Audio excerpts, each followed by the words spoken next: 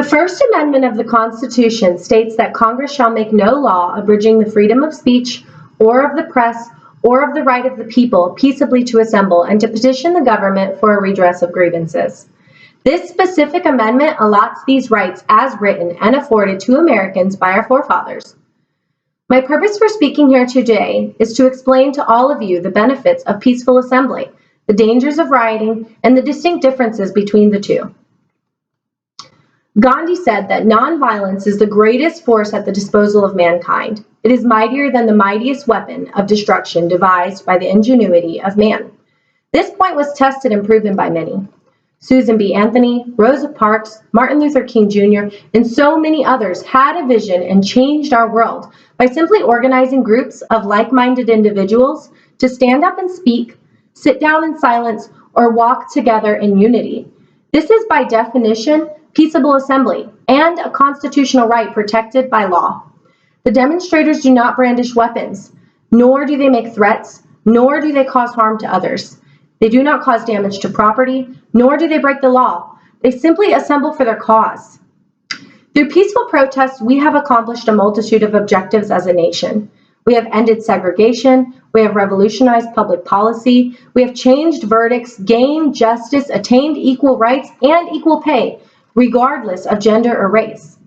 Through peaceful assemblies as outlined in the Constitution, like the Women's Suffrage Parade, the Montgomery bus boycott, and the many marches and speeches organized and performed by Martin Luther King Jr., we have transformed our world as we know it many times throughout our history. This is a peaceful assembly as outlined in the Constitution.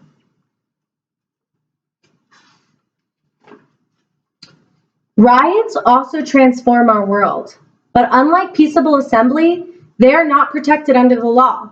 In fact, they are against it and governed by statute in all 50 states. They are described in the Constitution as a breach of peace and outlined under the law as 234 disorderly conduct. Section A states that a person commits disorderly conduct when with intent to cause public alarm, nuisance, jeopardy, or violence, or knowingly or recklessly creating a risk thereof, such person commits any of the following prohibited acts. Section 1, engaging in fighting, threatening, or violent behavior.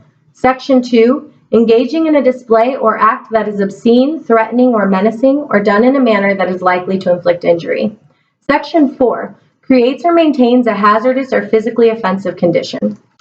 Section B of this law states that these regulations apply to all areas under the jurisdiction of the United States. According to the Merriam-Webster Dictionary, a riot is by definition a violent public disorder, or more specifically, a tumultuous disturbance of the public peace by three or more persons assembled together and acting with a common intent. Based on academic research, rioting has numerous short-term and long-term consequences.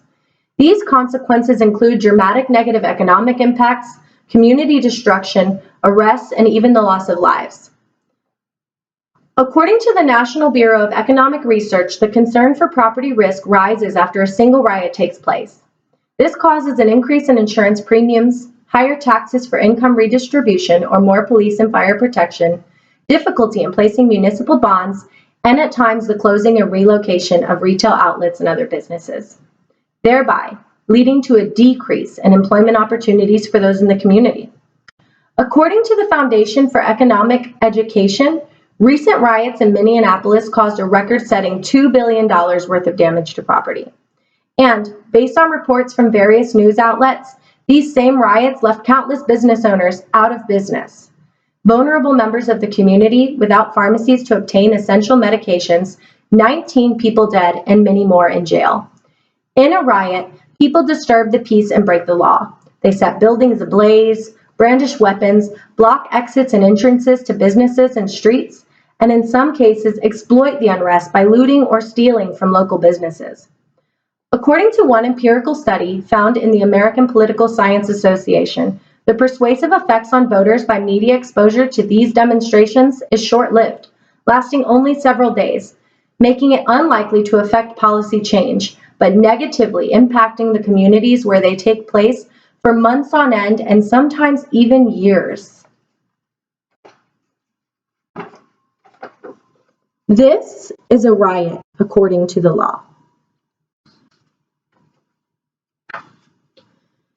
The purpose of this presentation has been to inform you and educate you, my peers, on the vast differences and effects of peaceable assembling and rioting.